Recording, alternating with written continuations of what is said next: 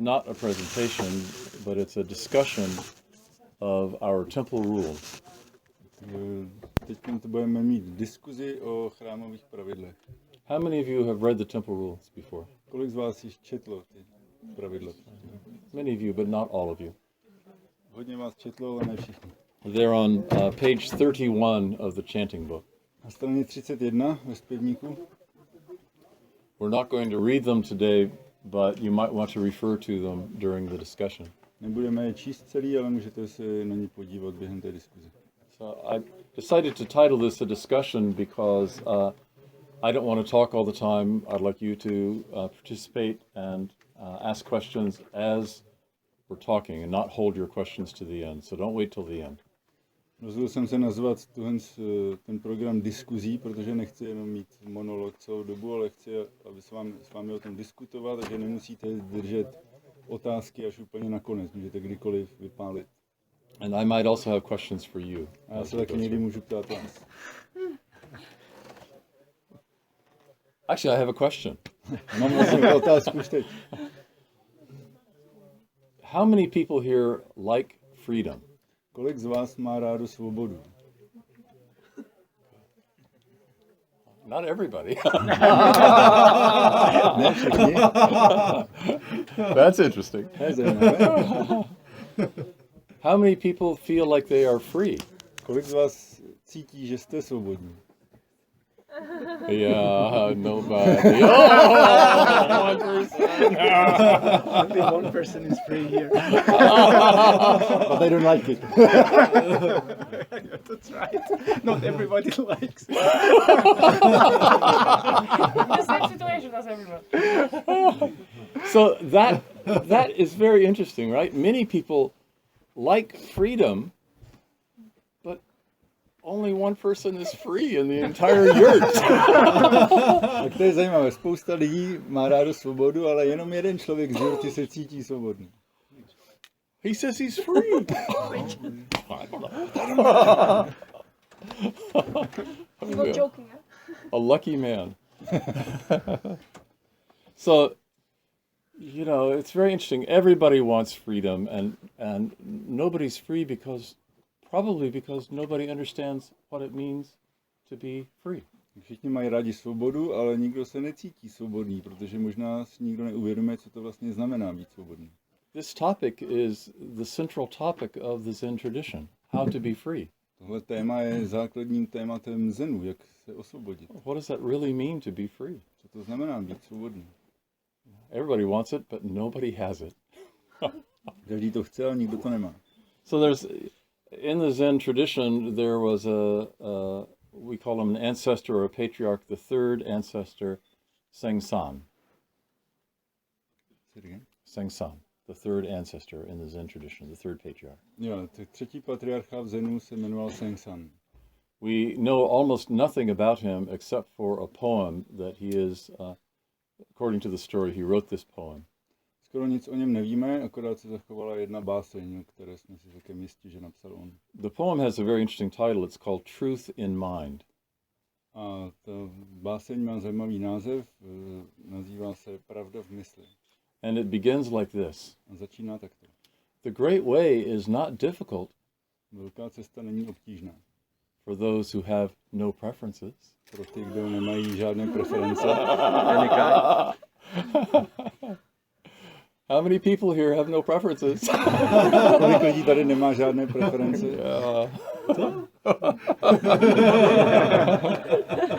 He then goes on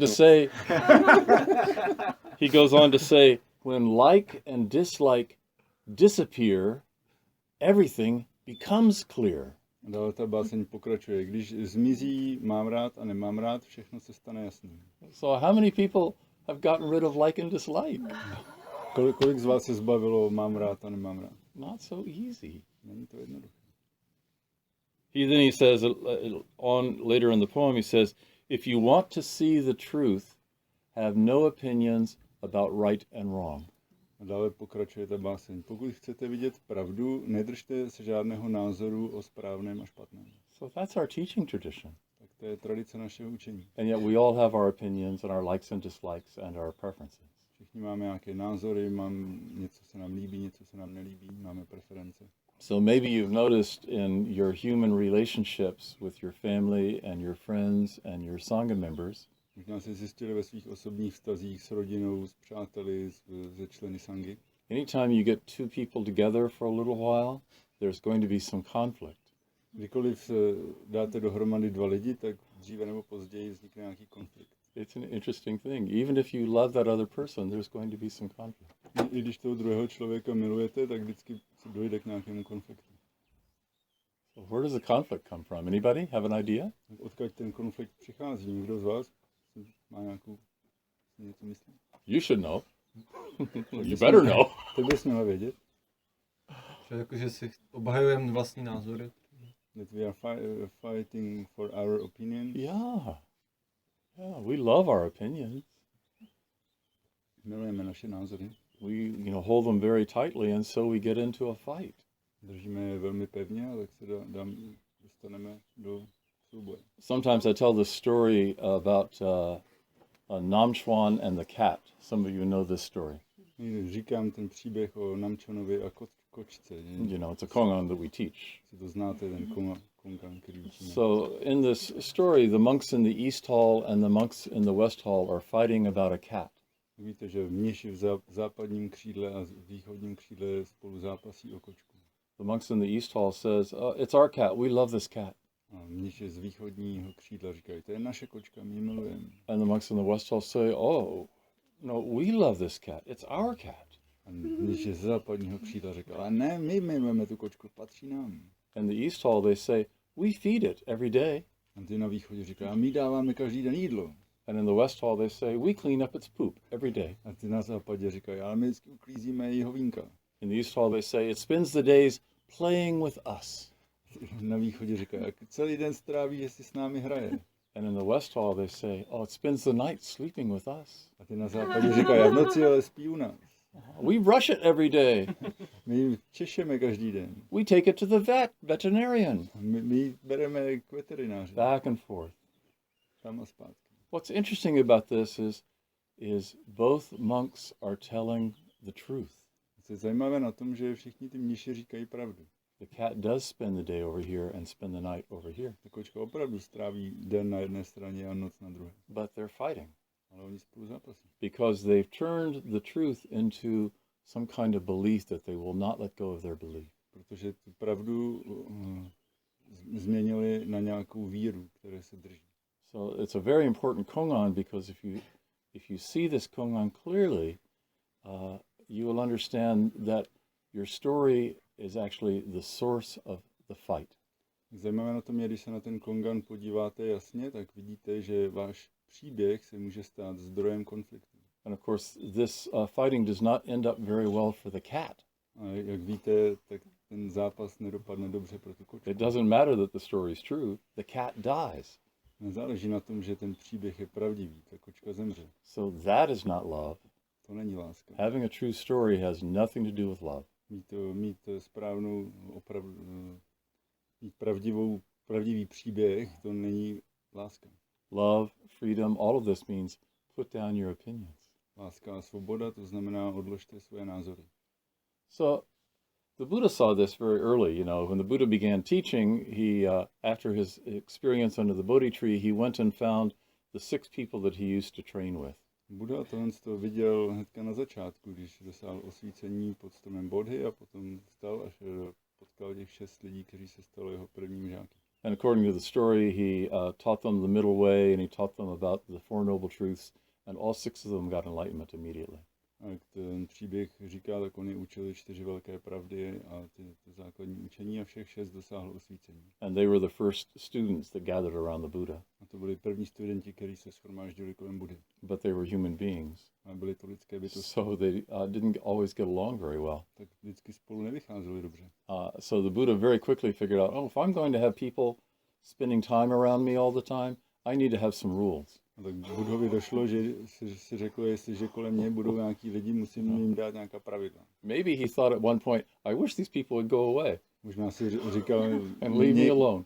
Někdy, kež by ty lidi šli pryč a nechali mě na pokoji. But since that didn't happen, actually, since more and more people came to hear the Buddhist teaching, he started creating rules. Ale to se nestalo, naopak víc a víc lidí k němu chodilo a tak musel vytvořit nějaká pravidla. And he created a monastic community around him of originally of monks and then later nuns. Tak vytvořil tu komunitu praktikujících, původně to byly jenom mniši, pak mnišky. And he created a bunch of rules for the monks and a bunch of rules, the same rules for the nuns, but a bunch more for the nuns also. A pak ustanovil nějaká pravidla pro ty mnichy a pak ještě víc pravidel pro mnišky. And that's a topic for another day.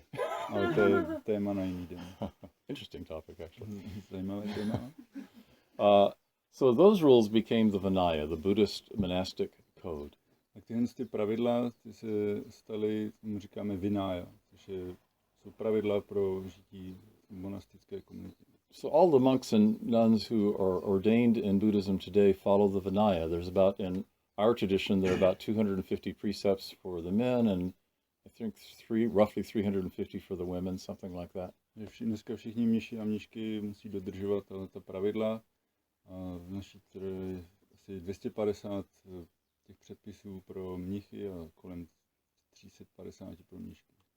So all of the temples, in all of our temples in Asia, all of the monks and nuns follow the monastic code, but they also follow the temple rules. Všichni mnišky a mniši v Asii, v klášterech musí následovat tyhle pravidla, ale k tomu ještě jsou takzvaná chrámová pravidla. And I'll say more about those in a moment. Tak o těch si něco řekneme za chvíli. The third thing, there's a third structure that governs temples in Asia. A ještě třetí nějaká struktura, podle které se řídí chrámy, particularly in Korea, zejména v Koreji. and that's the old Confucian social organization. A to je starý konfuciánský řád společenský. So in the Confucian order, it's very hierarchical. You have the Zen master at the top, then the head monk, all the way down to the lowest novice, the newest novice. Everything is very structured. Ten konfuciánský systém je velmi hierarchální. Tam, ty nejstarší mniši jsou na vrchu a úplně dole jsou ty novicové. And of course, we've imported part of that structure into the Kwan school here in the West. A je to také součástí školy Kwanum tady na západě. So you saw it this morning, teachers are sitting in the front with the Zen masters in the middle. Jak víte, ráno na praxi, že učitelé zenoví mistři seděli vepředu. And the teachers leave the room first in order of seniority. A učitelé odchází ze sálu první podle jejich That's not in the Vinaya, that's not in the temple rules, that's the Confucian social structure. Že to není ve Vináje, to není v chrámových pravidlech, to je konfuciánský systém. So maybe someday we might sit down as a group, as a worldwide organization, and say, we still want this Confucian social structure? Does it still make sense for our Western Sangha? A třeba se někdy sedneme dohromady a budeme diskutovat o tom, jestli ještě v dnešní době potřebujeme tohle konfuciánské So maybe 50 or 100 years from now we'll have that discussion. Třeba nějakých 50 let se o tom pobavíme.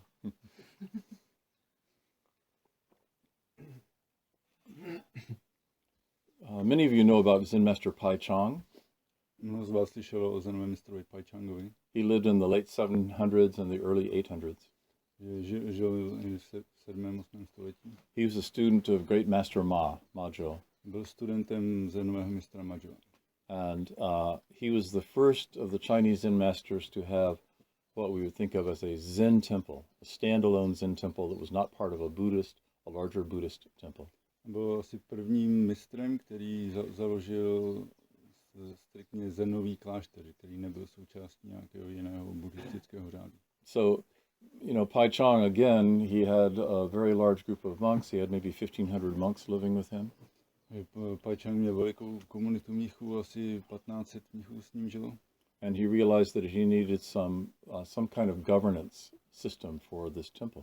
A přišel na to, že potřebuje nějaký systém, podle kterého se bude řídit. So he created the first Zen temple rules. Tak on byl ten, který napsal první chrámová pravidla. Sometimes you'll hear, in fact, I have said this in the past, that our temple rules are based on Pai Chang's temple rules. My jste někdy slyšeli, že naše chrámová pravidla jsou postavená na Pai Changových pravidlech. But actually, that's not true. I found out later that that's not true. Ale později jsem zjistil, že to není tak úplně pravda. Pai Chang's rules were lost fairly quickly after his death. Pachangova pravidla se ztratila velice brzy po jeho smrti. And then about 700 or 400 years later, at the beginning of the Sung Dynasty, someone in China recreated Pai Chang's rules. Asi 400 let potom, na začátku dynastie Sung, někdo znovu napsal Paichangova pravidla. So if you imagine the quantum school of Zen ceasing to exist today and all of our chanting books being destroyed, Tak si představte, kdyby dneska zanikla Zenová škola Kwanum a všechny naše zpěvníky byly zničeny.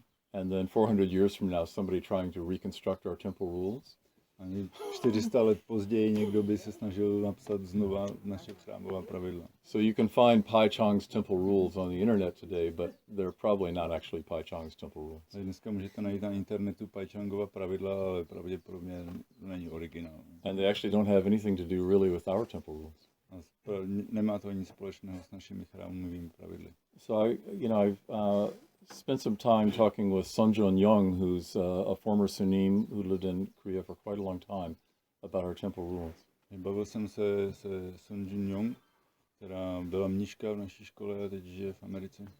And she told me that in Korea, every temple, of course, has temple rules, A říkala, že v Koreji každý klášter má nějaký systém pravidel. and usually the temple rules for a temple are created by the abbot or the Zen master at that temple. A ty jsou napsána většinou opatem nebo zenovým mistrem, který žije v tom klášteře. So that's what Zen master Sung San did when he established the Quantum School of Zen. He created a set of temple rules. A to udělal zenový mistr Sung San, když založil zenovou školu Kwanum, že sepsal nějaká pravidla. So if you look at the temple rules on page 31, they're entitled Temple Rules by Zen Master Sung San. Když se podíváte na naše do zpěvníku, na naše pravidla na straně 31, tak tam je napsáno chrámová pravidla od zenového mistra Sung Sana. But as always has happened traditionally in Korea, he didn't invent them out of thin air. Ale jak je běžné i v Koreji, on si je nevycucal z prstu.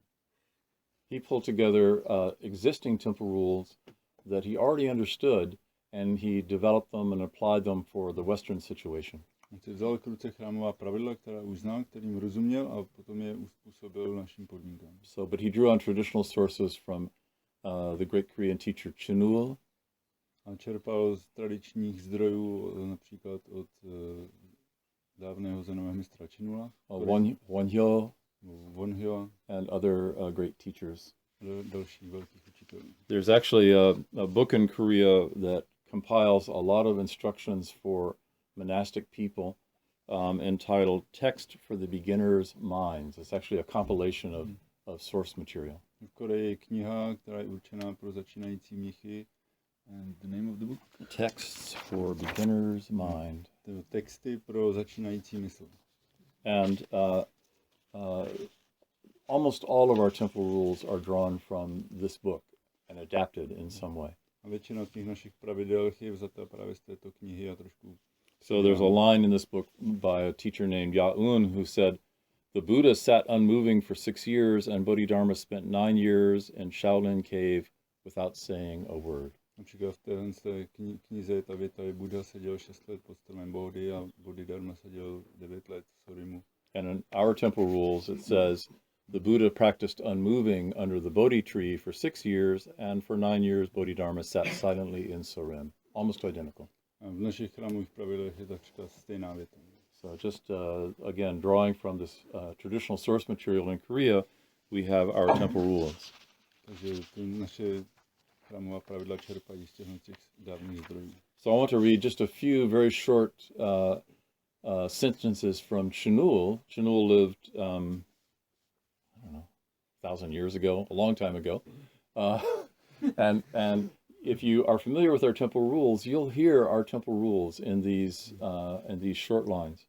Takže bych vám rád přečet několik vět, která napsal zenový mistr Chinul, který žil někdy dávno v Koreji. A uvidíte, že tam bude hodně rezonovat to, co znáte z našich chrámových pravidel. So Chinul said, "You should take the 5 or 10 precepts and know well when to keep them and when to dispense with them." Tak Chinul napsal, měli byste vzít 5 nebo 10 předpisů a vědět, kdy je máte dodržovat a kdy se jich máte zbavit. So we have almost identical language in our temple rules. Takže víte, že máme skoro to samé v našich chrámových pravidlech. He also said, "The calamities of wealth and sex are worse than poisonous snakes. Taky říkal, že katastrofa bohatství a sexu jsou horší než jedovatý had. He also said, a snake drinks water and produces poison. A cow drinks water and produces milk. A většinou také řekl, že had, když pije vodu, stává se jedem, a když kráva pije vodu, stává se mlékem. So again, these are famous lines in our temple rules. Everybody who's read the rules has heard these lines many times, and they come actually from Shmuel, who lived around 1200. Tak kdo jste někdy slyšel naše chrámová pravidla, tak tyhle věty znáte a původně pocházejí od Šňova, který žil někdy ve 12. Any questions about any of the history? Máte někdo nějaký dotaz o té historii? Let's look at the temple rules. They begin on page 31. Tak podívejme se na ty pravidla, otevřete si na straně 31.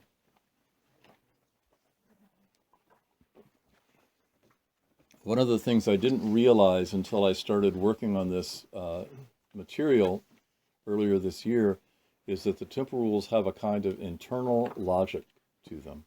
Když jsem je četl, tak jsem si neuvědomil, že ta pravidla mají nějakou vnitřní logiku. They're actually structured in a very meticulous way.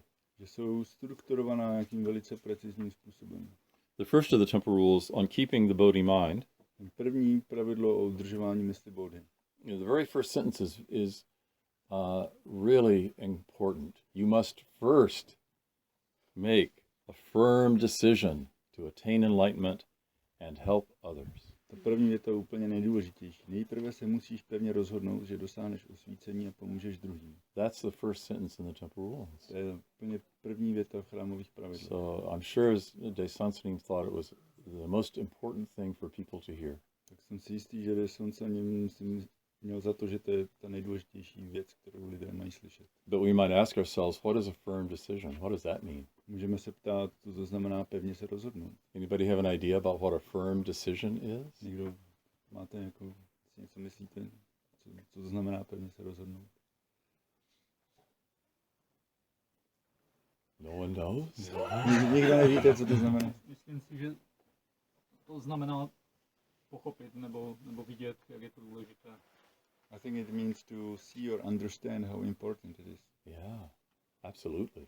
Určitě. Pak do toho ještě dodat jako srdce. Also put our heart in it. Yeah, Ten směr je ten daný. And it gives the direction. that's right. It gives direction. Yeah. Jo. Yesterday, De Kwangsanim quoted some of the last lines from the Diamond Sutra. He said, "It's like a flash of lightning in a cloud." Včera De Kwangsanim citoval nějakou závěrečnou větu z Diamantové sutry, že život je jako záblesk, jako blesk v mracích. It's like a bubble on a stream. Je jako bublina v potoku. Boy, if that doesn't scare you, Jestli to vás nevyděsí, if that doesn't light some kind of fire, jestli to vám nedodá nějaký oheň. so if we get that, if we really get that, Když si to opravdu uvědomíme, then a firm decision is no problem. pak pevné rozhodnutí není problém. It's hard to get that. It's hard to really believe it. A je těžké to Hard for me. opravdu získat, to opravdu tomu věřit. Right now I'm sitting here with all these wonderful people. It doesn't feel like a flash of lightning. Teď, když tady sedím s vámi úžasnými lidmi, tak to vůbec nevypadá jako jenom záblesk.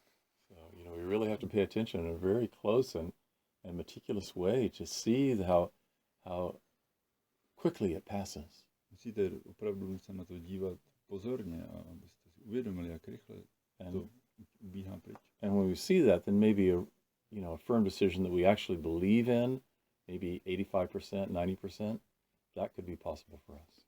Potom, když to uvidíte jasně, tak možná nějaké to pevné rozhodnutí, ve které budeme věřit třeba zatím jen 80%, tak to bude možné.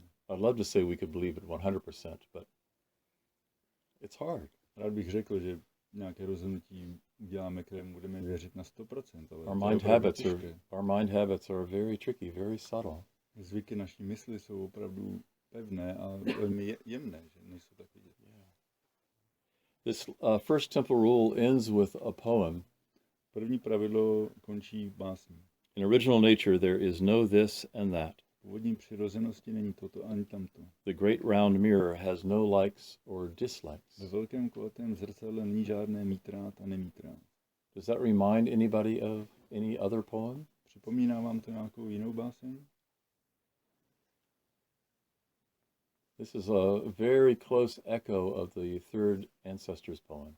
Tam se ozývá, je to taková ozvěna toho básně toho třetího patriarcha. I quoted it actually at the beginning of our discussion today. To jsem na začátku citoval. The great way is not difficult for those who have no preferences. Velká cesta není obtížná pro ty, kdo nemají Simply žádné cut off preference. likes and dislikes, Stačí odetnout mítrát a nemítrát. and everything becomes clear. A všechno je jasné. So this is our teaching tradition coming from over 1500 years ago, and De Sansonin put this poem in the first temple rule. Tohle je v naší tradici vyučování, která sahá až někam 15 století nazpátek, a jsem se ním to dodal hnedka na začátku. And it leads directly to the second temple rule, A vede to hnedka k druhému pravidlu, which has a really interesting title, což má velice zajímavý název. on mindfulness. O pozornosti. So it's an interesting title because all of us know probably that there's a very popular teaching tradition today called mindfulness. Je to zajímavé, protože asi víte, že dneska je populární směr učení praxe, který se jmenuje pozornost. It was started by a guy named John Kabat-Zinn in the United States, and now everybody in yoga studios and everywhere else is teaching mindfulness. Začalo to ve Spojených státech a dneska skoro každé nějaké jogové centrum vyučuje pozornost. In fact, I think that's wonderful. I think that's just great. A je to skvělé. But that's not what Zen Master Seung San meant when he taught or wrote this second rule on mindfulness. A není to přesně to, co měl zenový mistr Seung San na mysli. So read the first sentence. Jen si přečtěte tu první větu. Don't cling to your opinions. Neulpívej na svých názorech. That's mindfulness. To je pozornost. A little different than what we usually think. Je trošku jiné, než to, jak o tom obvykle myslíme. Do not discuss your private views with others. Nediskutujte o svých osobních věcech s druhými. How many of us have broken that rule today already? Kolik z vás porušilo tohle pravidlo už dneska? Right. Not so easy again, not so easy. Není to tak jednoduché. To cling to and defend your opinions is to destroy your practice. Ulpívat na svých názorech a obhajovat je znamená ničit svou praxi. So I talked about these monks and the cat. Jsem mluvil o těch mniších a kočce. I mean, if your practice is to help all beings, you cling to your opinions, you will destroy all beings. Pokud vaše praxe znamená pomáhat druhým, ale pokud ulpíváte na svých názorech, pak úplně zničíte svou praxi. So this second rule is actually really powerful, you know. And I asked at the beginning, how many of us like freedom? First, everybody raised their hand, but actually nobody has freedom. And so how do you get freedom? Tak tohle druhé pravidlo je zajímavé, jako když jsem se na začátku ptal, kolik z vás má rádo svobodu, ale že nikdo ho nemá. You know, we get freedom by putting down our opinions, not clinging to our opinions. Tak jak získáte tu svobodu? Získáte ji tak, že odložíte svoje názory, nebudete na nich ulpívat. So, you come to the Zen center and the first thing somebody does is they give you a gray robe to wear. Když třeba přijdete poprvé do zenového centra, tak dostanete tyhle šedivé rouby. Sometimes small centers don't have robes to share, but usually the larger centers, everybody is asked to wear a gray robe. Malá centra třeba nemají pro všechny na půjčení, ale ve velkých centrech And budete požádání, abyste I've got on my favorite shirt and you want me to cover it in this old dirty robe? Si říkáte, já mám krásnou košili na sobě, vy chcete, abych to zakryl tady tou starou špinavou roubou. It's my favorite. To je moje nejoblíbenější košile. So that's the first thing that happens is To je první věc, která se vám stane. then I don't know if you've seen this. At virtually all of our Zen centers, right by the door to the Dharma room is a big basket. A možná, jestli jste si toho všimli, většinou ve velkých centrech hnedka u dveří do sálu dharmy je velký koš. And before you go inside the Dharma room, you're asked to put all of your opinions in that basket. A když vcházíte do sálu dharmy, tak jste požádáni, abyste odložili všechny své názory do toho. It has to be a big basket because Ten koš musí být opravdu velký. right. So you go in, and you don't get your preference in the Dharma room. Vejdete dovnitř a tam nemáte, vůbec není prostor pro vaše preference. You don't get to decide what chants to do. Nemáte šanci rozhodnout o tom, jaké se budou dělat You don't zpěvy. get to decide how long you're going to sit. Nerozhodujete o tom, jak dlouho se bude sedět. You don't get to decide whether the windows are open or closed. Vy nerozhodujete o tom, jestli jsou okna otevřená nebo zavřená. So this morning, after chanting, we sat down for meditation, and Kuba got up and closed the window. Dneska ráno jsme seděli po zpěvech v meditaci I'm a thinking, what's he doing? Kuba vstal a zavřel okno. Já jsem si říkal, proboha, co dělá? I said to myself, it's going to be miserable in here. Jsem si říkal, tady bude strašně. Yeah, because I'm miserable. Protože já jsem strašný. And sure enough, by about 20 minutes into it, I was thinking, this is unbearable. This is so I'm suffocating in here because of him. Po 20 minutách jsem si říkal, že to je hrozně, že se nedá dechat jenom kvůli němu. But that's how it is in the Zen Center. A tak to je v Zenovém centru. Your opinion doesn't matter. Váš názor, na vašem názoru nezáleží. And when we sit with that, I had about 4 minutes of that damn Kuba. A když to vidíte, já jsem asi 4 minuty nadával na Kubu. And then, okay, no problem. Ale pak jsem si říkal, to vlastně nevadí. We can sit with that and be with our crazy opinions, and just like the weather, they change, they pass, they don't persist. Můžete prostě sedět a jenom pozorovat svoje názory a stejně jako počasí prostě nějak se mění, nezůstává pořád. So our practice is structured so that we have to put down our opinions. Takže praxe je tak strukturovaná, že musíte odložit své názory. I live at Cambridge Zen Center, and once every year in the autumn we have what's called a long house meeting. Já žiju v Zenovém centru v Cambridge a jednou za měsíc máme, co mu říkáme, jako velkou domácí schůzku. And residents at the Zen Center can submit questions to the teachers. A obyvatelé toho centra můžou dát na papírku otázky pro učitele. Or ideas about how to make the Zen Center better. Nebo nějaké myšlenky, jak vylepšit své centrum. And they have to submit all of these questions 2 weeks before. Všechny ty otázky musí odevzdat 2 týdny předem. And then at the long house meeting we talk about these questions. Pak na té schůzce se o tom bavíme. Or these ideas. Most of the ideas are about how to change practice to make it easier. Většina z těch nápadů je o tom, jak tu praxi zjednodušit. In fact, if we follow these ideas, there would not actually be any practice at Cambridge Zen Center. Kdybychom to následovali všechny ty nápady, tak už by tam žádná praxe nebyla. And the truth is none of us like giving up our opinions. A pravda je taková, že nikdo se nechce zdát svých názorů. When Namchuan picked up the cat and said, "Give me one word," not one monk was willing to give up his opinion.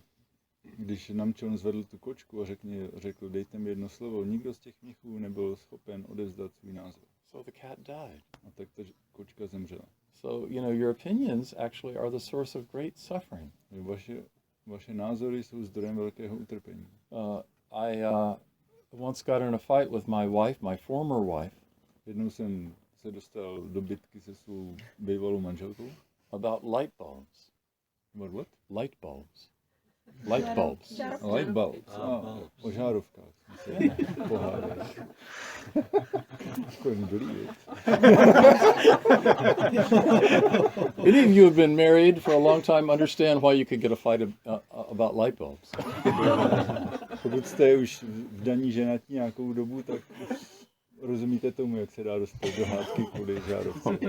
We both thought it would be a good idea to have energy efficient light bulbs in our house. Jsme oba souhlasili s tím, že by bylo dobré mít úsporné žárovky. So she wanted to replace all the light bulbs in the house. It was a big house. She wanted to replace all the light bulbs at the same time. Měli jsme docela velký dům a ona chtěla vyměnit všechny žárovky najednou. I wanted to replace the light bulbs one by one as each bulb burned out. Já jsem chtěl ty žárovky měnit podle toho, jak postupně jim dojde životnost. Když se rozbije, tak je nahradí. It was the worst fight I've ever had with anybody in my life. To byla ta největší hádka, co jsem kdy měl s kýmkoliv v životě. If I could have snapped my fingers and vaporized her, Kdybych mohl jenom lusknout prsty a ona by se vypařila. so, it doesn't matter, actually any kind of opinion, if you want to fight, any kind of opinion will work. Pokud chcete bojovat, pokud chcete s někým prát, pak jakýkoliv názor vám k tomu bude stačit. So De Kwangsenim, almost all of his talk yesterday was about putting down your opinions, right? Včera, když měl De Kwangsenim řeč, tak skoro celá byla o tom, jak odložit své názory. Not attaching to your thinking. Nepřipoutávat se k vašemu myšlení. When thinking appears in mind, don't attach. Když se vám objeví v mysli myšlení, nepřipoutávejte se k It's tomu. really important. If you study your life, you will see how this creates problems for you. Když budete pozorně sledovat svůj život, tak jenom uvidíte, jak vám to vytváří utrpení. It created a problem for me for about 5 minutes in the Dharma room today. Dneska mi to zkomplikovalo život na 5 minut na sále Dharmina. So pay attention. Tak buďte pozorní. And then you will come to really understand how important this second rule is and actually how important our formal practice is. Pak uvidíte, jak důležitý je tohle druhý pravidlo a jak důležitá je formální praxe. Then this rule ends with a really important poem. Tohle pravidlo končí asi důležitou básní. If in this lifetime you do not open your mind, you cannot digest even one drop of water. Pokud v tomto životě neotevřeš svou mysl, nedokážeš strávit ani jedinou kapku vody. All of us are thirsty. Všichni máme žízeň. Right? In fact, the second noble truth, everybody probably has heard the second noble truth, suffering is caused by clinging or attachment. Všichni znáte druhou velkou pravdu, že, The word that the Buddha used is tanha, že všechno utrpení pochází z našeho uchopování. which literally translates as thirst. Buddha použil to slovo tanha, což doslova znamená žízeň. All of us are thirsty. Všichni máme žízeň. So digesting water is very important. Strávení vody je velmi důležité. Putting down your opinions is the pathway to that. Odložení svých názorů je vstupní branou do toho. Then the third noble truth, the third temple rule, No, třetí pravidlo, on conduct. o chování. Again, first sentence is the most important. Asi první věta nejdůležitější. Always act with others. Vždy jednej společně s druhými. So this is where you get to see the internal logic of the temple rules very clearly. Tady vidíte tu vnitřní logiku těch pravidel. First rule, make a great vow. První pravidlo, nejprve se musíš pevně rozhodnout. Second rule, put down your opinions. Druhé pravidlo, neulpívej na svých názorech. Third rule, act with others. Třetí pravidlo, vždy jednej společně s druhými. Always act with others. Vždycky jednej s druhými. You can't do that if you hold your opinion. A nemůžeš to dělat, pokud si budeš držet svých názorů. So there's just beautiful logic in this. Je tam nádherná logika. So 4 years ago, when I first, just before I first came to Vrážném, I was in Vienna with JDPSN and Jan and Knut, and De Kwangsenim was there, and several other people, and we had done morning practice, and we were going out for breakfast. Než jsem poprvé vůbec přijel do Vrážného, tak jsem strávil nějaký čas ve Vídni s JDPSNem, s Janem, s Knudem, De Kwangsenim tam byl a ráno jsme šli na snídaní. And there were about 9 or 10 of us. Bylo nás celkem asi 9-10. And if you think 2 people create conflict, try getting 9 people together and deciding where to go for breakfast. A když můžou 2 lidi vytvořit konflikt, tak si představte, když se 9-10 lidí chce rozhodnout, kam jít na snídaní. And that particular morning, I was really hungry and I really wanted my cup of coffee. A toho rána jsem měl opravdu velký hlad a opravdu jsem chtěl svůj šálek kávy. So I had no tolerance for this discussion. Tak jsem vůbec neměl žádnou toleranci na nějakou diskuzi. And we were standing out in front of the Zen Center right by the doorway to a Starbucks. A my jsme stáli akorát před zenovým centrem, přímo před vchodem do Starbucks. De Kwangsenim and I have been going there every morning for breakfast to the Starbucks. De Kwangsenim a já tam chodíme každé ráno na snídaní. So everybody's standing in a group talking, and I start moving towards the doorway. Všichni tam stojí ve skupince a diskutuje a já začínám se pomalu přesouvat ke I vchodu was, do toho Starbucksu. I just wanted a muffin and coffee. Jenom jsem chtěl svůj muffin a kafičku. And I was almost at the door when Kwan saw me. A už jsem byl skoro v těch dveřích, když mě viděl Kwan. And he went like this. Jenom dělal takhle. So, I'm rolling my eyes and I go over. A zvednu oči v sloup a jenom se přijdu k ním. And he leans forward to me and he says, "Together action is a bitch, isn't it?"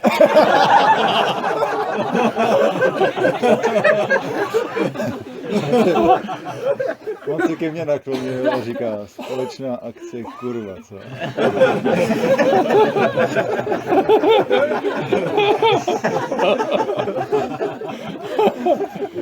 So second sentence, do not put yourself above others by acting differently. Tak hnedka tady druhá věta, nevyvyšuj se odlišným jednáním nad ostatní. That's why we put on these gray robes, right? Proto nosíme ty šedivá roucha, So that we're not different. aby jsme se neodlišovali. And we really hate that. All of A us, my we to hate it. nesnášíme. We all believe that we're really special Všichni věříme, že jsme nějak zvláštní and that we deserve special treatment. a že si zasloužíme speciální zacházení.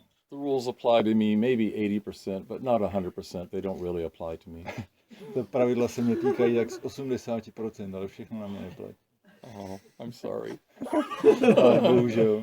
In the Zen Center, they apply 100%. V Zenovém centru We all do it together. na 100% pro všechny. And that's why it works. Proto to funguje. That's why practice actually changes our lives, Proto praxe opravdu mění naše životy, is we do it together. protože to děláme spolu. So the section on conduct is quite long, and I don't want to go through all of this. Ten oddíl o chování je docela dlouhý, nebudu to brát všechno. But there are a couple of interesting points here. Ale je tam několik zajímavých bodů. Second section, money and sex are like a spiteful snake. Druhý odstavec, peníze a sex jsou jako jedovatý had. How many people like having some money? Kolik z vás má rádo nějaké peníze? How many people like sex? You don't have to be getting any sex, but do you like it? Třeba žádný nemáte, ale máte ho rádi? Right. So what does this mean, spiteful snake? Co to znamená jedovatý had? Anybody? It means you have to be careful. Yeah. To znamená, Why? musí dávat pozor. It can be dangerous. How? Not necessarily bad. Yeah. How dangerous? Not necessarily, maybe. Yeah. Yeah. Je to nebezpečné, není to vyloženě špatné, ale musíte dávat pozor. Knut and I were in St. Petersburg a few weeks ago for a retreat, and after the retreat, he and I were talking. We talked about this line a little bit. My jsme byli nedávno v Petrohradě a bavili jsme se tam o téhle větě. And he said, you can poisonous snakes, no problem. You can handle poisonous snakes. My jsme říkali, no jedovatý had, no to není problém, můžete zacházet s You pick them jedovatým up hadem. behind their neck; they can't bite you. Můžete ho mít za krkem, kde vás... Or maybe you get one of those long sticks that's got a little fork on the end. Můžete ho držet za hlavičkou, aby vás nekousnul, nebo můžete mít vidličku na klacku. Hold the snake down. Podržet ho. Really? You want to do that with sex or money? Chcete to takhle dělat se sexem a s penězi? Hold it down like that? Takhle držet u země? It's an interesting idea. Je to zajímavý nápad. Yeah. The Buddha, of course, for traditional Sunims, no money, no sex, outlawed. Původně v budhových pravidlech v té komunitě tam mniši nemohli mít vůbec žádné peníze. Ani In fact, traditionally, you would get kicked out of the monastic sangha. že původně byste byli vyloučeni z té sangy.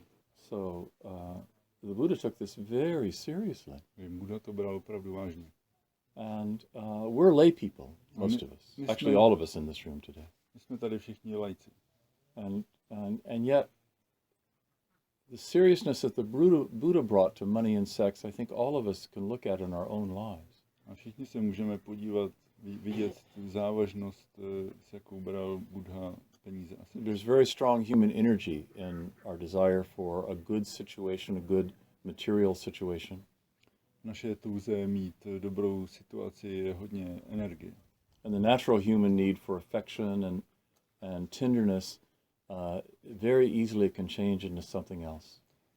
Takže přirozená touha po nějaké lásce, po nějaké něžnosti se může rychle obrátit proti nám. So just for me, it's a lifetime of study around both of these. Pro mě aspoň to je celoživotní studium tady těch věcí. There's an interesting passage here in the section on conduct. Do not use other people's shoes and coats. Tady zajímavá věta v tomhle odstavci. Nepoužívejte boty a oblečení druhých. Has anybody ever puzzled over this particular line? Někdo jste se nad tím pozastavil? I mean, in one way, it seems obvious, right? Don't use other people's belongings, right? Leave them alone. Tak samozřejmě je to logické, nepoužívejte věci druhých, prostě to nechte na pokoji. I was talking with Sunjun Young, this former Sunim, about this particular line, and she told me a story. Jsem se bavil o tomhle s tou bývalou mniškou Sun Jun-young a ona mi řekla zajímavý příběh. She was in Korea at the beginning of her monastic training in the 4-year seminary. Když byla v Koreji na začátku svého 4letého studia mnišského. And she and her classmates, they were the new students in school. A ona se svými spolužačkami tam byly úplně nové. Which meant that they were kind of like at the bottom of the power structure. Takže byly úplně na dně té hierarchie. So one morning, they all lived and studied in this one room together. Všichni žili, studovali společně v jedné místnosti. And one morning she came out the door to leave. I don't know where she was going, but her shoes were gone. Jednoho rána ona vyšla ze dveří, někam šla a viděla, že jí boty tam nebyly. You know, her like in all the monks and nuns wear basically the same kinds of shoes. So you write your name on the shoes, so you can identify your shoes. But her shoes were gone. Tam všichni nosí úplně stejné boty, takové střevíčky modré. Takže si tam píšou své jméno nebo nějakou značku, aby se je poznali. So she couldn't go where she needed to go. A když ona přišla, její boty byly pryč, tak nemohla jít tam, kam potřebovala. So she stood there for a while, and then after a while, an older nun, a more senior nun, came up to the Dharma hall. A ona tam čekala kolem toho chvíli a za chvíli nějaká starší mníška přišla.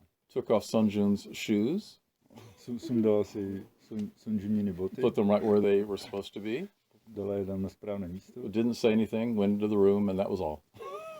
Nic neřekla, jenom vešla dovnitř. This older nun had used her shoes. Ta starší mníška, ne stará, ale starší. The way Sunjun described it to me is that's, you know, if you have seniority, you do those kinds of things to the young nuns. Jak mi to Sunjun vysvětlovala, tak prostě, když jste starší, nějak na té hierarchii výš, tak můžete dělat takovéhle věci. So Desan Sanim, you know, he was an unusual guy. I didn't have a lot of direct experience with him.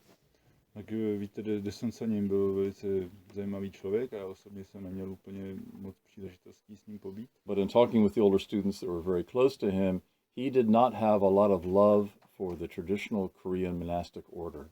A když jsem se bavil se staršími studenty, kteří s ním strávili více času, tak říkali, že on neměl moc pochopení pro ty tradiční korejské věci. I don't know whether he made up this line about not using other people's shoes and coats, but clearly he thought it was important.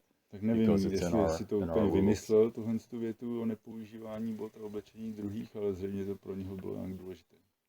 There's also the next line, do not cling to the scriptures. Další věta tam je, neulpívej na písmech. So De Kwangsteam talked about this at length yesterday. De Kwangsteam talked about not clinging to the scriptures yesterday. Včera De Kwangsteam mluvil o tom, že bychom se neměli poutat textům. Again, that was kind of the point of his talk. Že bylo to taky takové téma jeho řeči. But there's a wonderful story about this also involving Zen Master Joju. A bylo tam o tom také ještě jeden příběh od zenového mistra Joju. You know, Joju is one of the most famous, if not the most famous, of the old Chinese Zen masters. že zenový mistr Jojo je jeden z těch nejznámějších zenových mistrů z Číny. One day he's in his temple and a government official comes to visit. Tak jednou je ve svém klášteře a přijde nějaký vládní úředník ho navštívit. This official is going from Buddhist temple to Buddhist temple, doing a kind of survey of the different kinds of teachings that are being done in these temples. Ten úředník cestuje po jednotlivých klášterech a dělá si takový průzkum o učení buddhistickém. So he comes to Joju and he says, "Oh, you're a very famous Zen master." Přijde teda k zenovému mistru Jojovi a řekne, a ty jsi velice slavný zenový mistr. So you must teach your monks meditation. Tak jistě učíš mnichy meditaci. And Joju says, no, we don't do any meditation here. A Jojo říkal, ne, my tady žádnou meditaci neděláme. So, the government official's a little puzzled. Tak ten úředník byl trochu zmaten. Really? So this is, you must do a lot of chanting here. Is this one of those ceremony temples? On tak říká, no tak to musíte dělat hodně zpěvu. Je váš klášter jeden z těch, co dělá ceremonie? And Joju says, no, most of my monks are tone deaf, so we don't do any chanting here. A Jojo říká, ne, všichni mniši vůbec nemají hudební sluch, tak my neděláme žádné zpěvy. So then the government official says, now I understand, this is a sutra temple.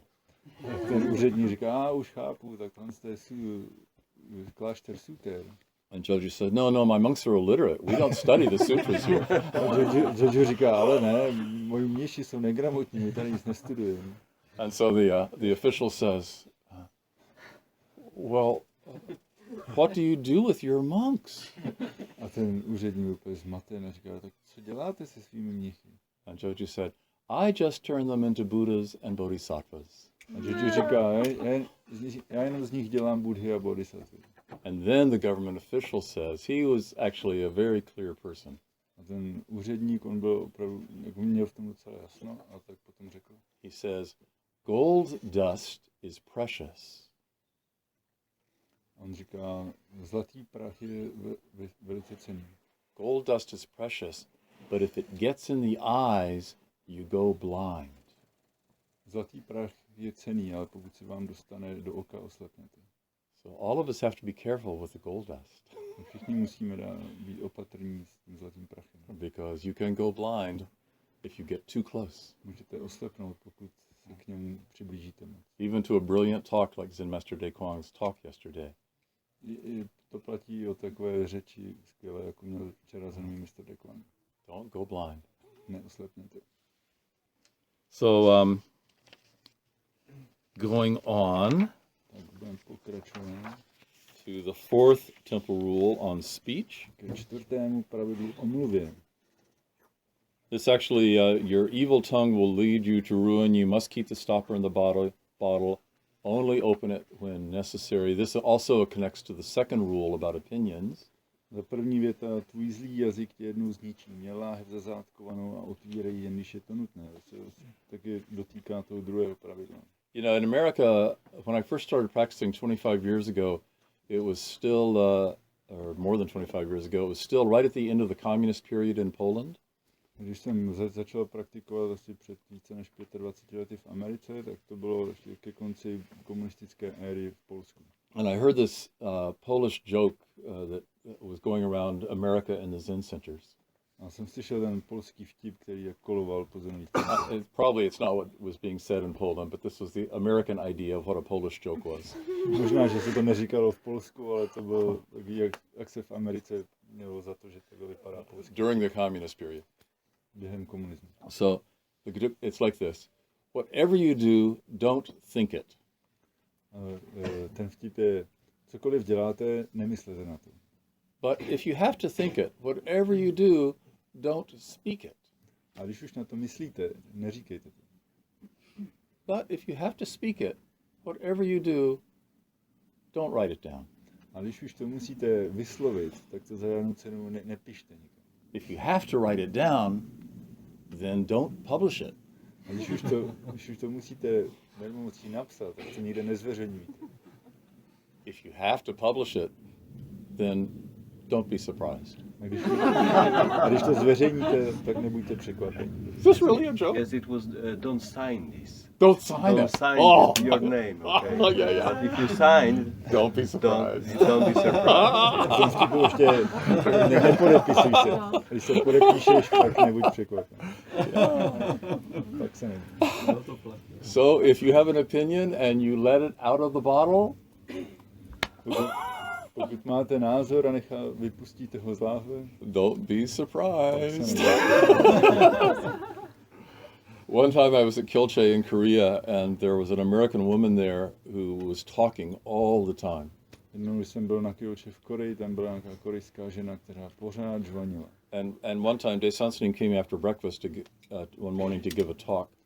Jednou po snídani přišel za mým mistr Sungsan, aby dal řeč. And she raised her hand to ask a question. A ona zvedla ruku, aby se chtěla něco zeptat. And he didn't answer her question, he started yelling at her A on neodpověděl vůbec na její otázku. About On her- začal křičet of her nonstop talking. o tom, jak pořád žvaní. And he said something I'll never forget. He said, mouth, number one problem gate. A on řekl jednu věc, na kterou nikdy nezapomenul. Si ukázal na pusu a řekl, pusa největší brána do pekla. That's really high-class teaching. To je opravdu vysoké učení. So we can all learn from that. Mouth, number one source of problems. Ústa jsou prvotní zdroj problémů. So that's the meaning of the section on speech. Tak to je význam té sekce o mluvě. Now the section on eating. Ta kapitola o jídle.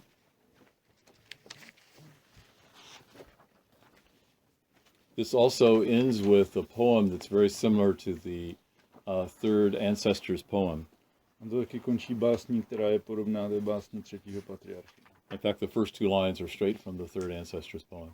Vlastně první dva řádky jsou přímo převzaté z té básně. The great way is not difficult, simply cut off all thought of good and bad. Velká cesta není těžká, jednoduše odetní všechno myšlení o dobrém a špatném. What's interesting to me is that in this rule, eating is connected with work and livelihood, how you support yourself and your family and community. Co je na tom zajímavé, že jídlo je spojeno s vaším životem, jak podporujete sebe a svou rodinu, aby mohli žít. So it's, if we want to eat, we have to work. Když chceme jíst, musíme pracovat. I met a young person recently here in Europe, actually very recently in Europe, and they were astonished that they could not just go to a Zen center and live for free. Já jsem potkal nějaké lidi tady v Evropě a oni byli překvapeni, že nemohou v zenovém centru They had žít. some idea that if they were willing to practice, they should be able to live for free at the Zen center. Že si mysleli, že když budou chtít praktikovat, že můžou žít v zenovém centru zadarmo. Byli překvapeni, že to tak nejde. But even great Zen master Pai Chang at his first temple, he worked all the time. A i zenový mistr Pai Chang ve svém klášteře pracoval pořád. In the old Zen temples in China, they grew their own food. They were completely self-sufficient. V dávných klášterech v Číně si museli pěstovat svoji zeleninu, že museli So být samostatní. into his old age, Pai Chang was out working in the fields. Pai Chang až do svého vysokého věku pracoval na poli. Many of you probably know this story. One day, some of the monks thought, "Oh, our teacher, we love our teacher. He's too old to be doing this kind of work." Možná znáte ten příběh, že mniši si říkali, a náš učitel už je příliš starý na takovouhle práci. So they took his tools and put them away where he couldn't find them. Tak mu schovali jeho nářadí, aby ho nemohl najít. So that day at lunchtime, Pai Chang did not eat. A tak toho dne Pai Chang při obědě nejedl. And then at dinner time, he also did not eat. A pak při večeři taky nejedl. So people are starting to get a little concerned. A tak lidi se začali strachovat. So they say, "Sir, why aren't you eating?"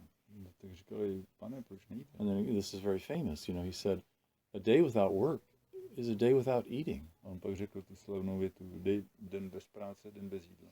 So that's our way. To je naše cesta. That's our way. To je náš půd. The last line of this section, I think, is very important for all of us. Though you may eat good food all your life, your body will die. A ta poslední věta téhle kapitoly, jak si myslím, velmi důležitá. I kdyby jedl dobré jídlo celý život, tvé tělo stejně zemře. This doesn't mean don't eat good food. A to neznamená, že nemáte jíst dobré jídlo. We're blessed here at this weekend with some really good food. Please enjoy the food. Máme štěstí tenhle víkend, že tady máme opravdu dobré jídlo, tak si ho užijte. But some of us know how we can get kind of wrapped around food. Ale někteří z vás víte, jak se dokážeme úplně chytit nějakého dobrého jídla. And my daughter, my dear daughter, 29 years old, she has a lot of ideas about food. Moje drahá dcera, je 29 let a ona má spoustu názorů na jídlo. She thinks if she eats just this way, she doesn't say it this way, but if she eats the certain kind of food, I could be immortal.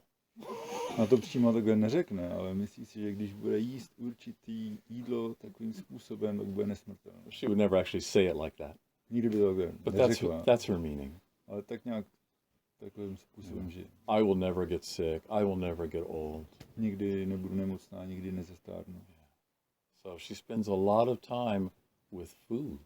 Stráví spoustu času jenom jídlem. Making these special drinks and special preparations and Dělá si speciální nápoje, speciální přípravy. special. Všechno speciální.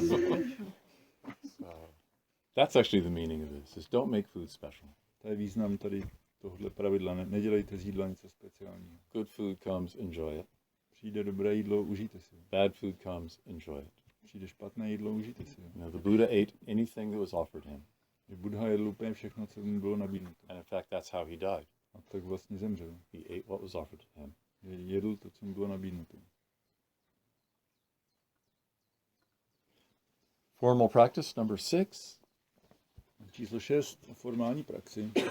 Here it is again.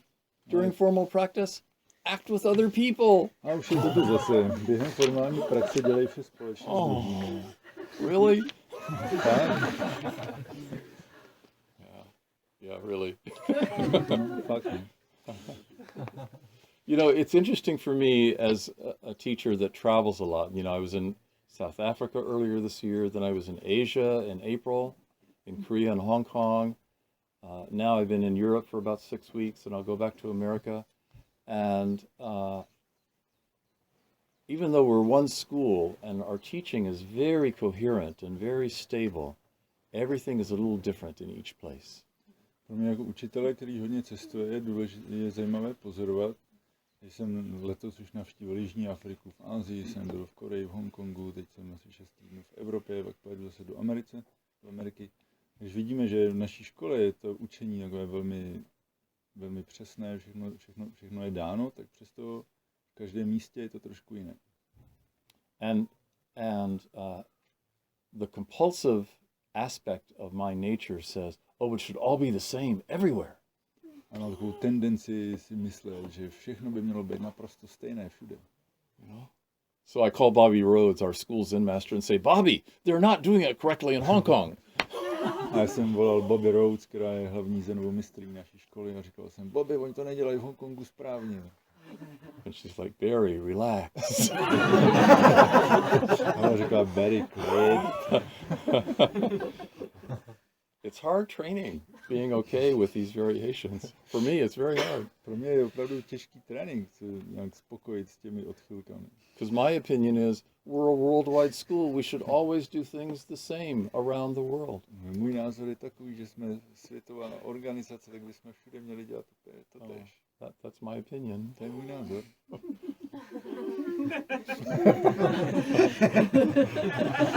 Put it in the basket. Put it in the basket. When I first started teaching, you know, some places you go and the teacher sits on a special cushion. Na některých místech učitelé vždycky mají speciální podložku. It's red or it's gold. Červená, zlatá, And it's really thick. A někdy je hodně silná. Kind of special. And I hated that when I first started teaching. I just hated it. A když já jsem začínal učit, tak jsem to úplně nesnášel. I would go to a Zen center as a guest teacher and I would make them put away the cushion and give me a regular mat to sit on. Když jsem přišel do nějakého zenového centra a oni mi to tam naservírovali, tak jsem řekl, ať to dají pryč a dej mi normální. And so one day I'm talking to Bobby Rhodes and Master Song Hyang about this. A jednou jsem o tom psal právě Bobby Rhodes, zenové mistr Song Hyang. And she says, yeah, I hate it too. A ona mi odepsala, no já to taky nesnáším. But she says, that's our form. A ještě k tomu psala, a to je to naše forma. Why are you clinging to your like and dislike? Proč se poutáš ke svému mám rád, nemám rád? It really hit me. To mě opravdu udeřilo. I had some idea Já jsem měl nějaký názor about the kind of person I was. na to, jak to jsem byl za člověka. I didn't want to be a special person, Nechtěl jsem být speciální so don't člověk. give me a special cushion. Nedávejte mi speciální polštář. You know, Knut Popsanim is learning how to sit in the front row. It's not easy. Knut se učí, jaké to je sedět v první řadě, není to jednoduché. But that's our form. To je naše forma. And can we put down our ideas and simply follow the form? Můžeme prostě jenom odložit své názory a následovat tu formu. So when I travel around now, I've learned, you know, when I go to Korea, when I go to Musangsada practice, I follow their form. Tak jsem se naučil, když cestuji, když jedu třeba v Koreji I do my best, you know, and it's quite different than it is in Europe or America. tak jenom následuji jejich formu a to je dost odlišná od toho, co děláme v Evropě nebo v Americe. And when I go to St. Petersburg, I try to follow their form that they were taught by Zen Master Daejin. A když jedu do Petrohradu, tak to dělám, jak to tam dělají oni, kde to stanovil zenový mistr Daejin. And it's good training for all of us. Some of you here, probably all of you, will travel at times to different Zen centers and you'll encounter differences in the forms. Všichni asi budete někdy cestovat do různých zenových center a potom just- budete jenom následovat to, co tam oni Just dělají. follow. You know, if you go to, your friend invites you to eat dinner at your friend's parents' house, Když vás třeba nějaký známý kamarád pozve ke svým rodičům na jídlo, and they've already set the table and they've got the plates and the knives and the forks and the glasses, oni už prostřeli stůl, jsou tam talíře, příbory, skleničky. you wouldn't go and rearrange them to the way you wanted them. Taky by se to asi nepřeuspořádali, tak jak vy jste na to zvyklí. So just follow. No, That's the prostě best way. To následujte, to je nejlepší.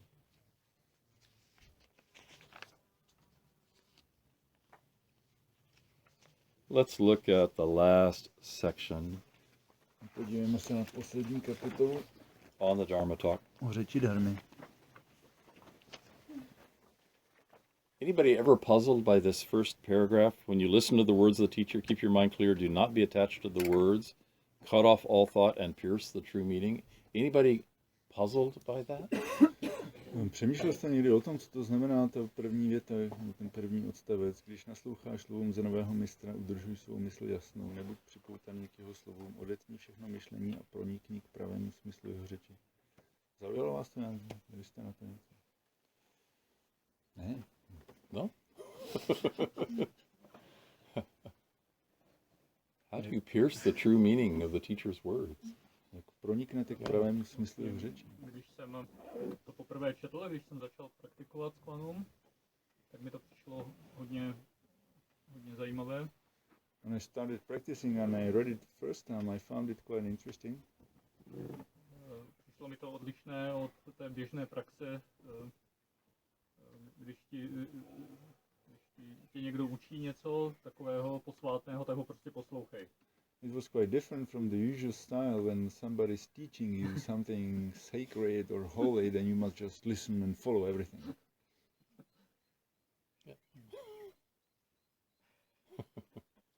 Actually, it's very interesting, you know, listening and following everything. Anybody, when you were listening to Daekwang Sanim today, yesterday, or this morning, has your mind drifted a little bit? Je zajímavé, jak říkáš, že to poslouchat a následovat všechno. Right. Třeba včera, když Thank you, jste Maria. poslouchali zenového mistra Daekwanga, nestalo se vám, že vaše mysl prostě někam odjela? That's an interesting thing, isn't it? Yeah, I love Daekwang Sanim, and my mind drifts away. Já mám rád zenového mistra What's for Daekwanga, lunch? ale moje mysl prostě odplula pryč, co bude k obědu.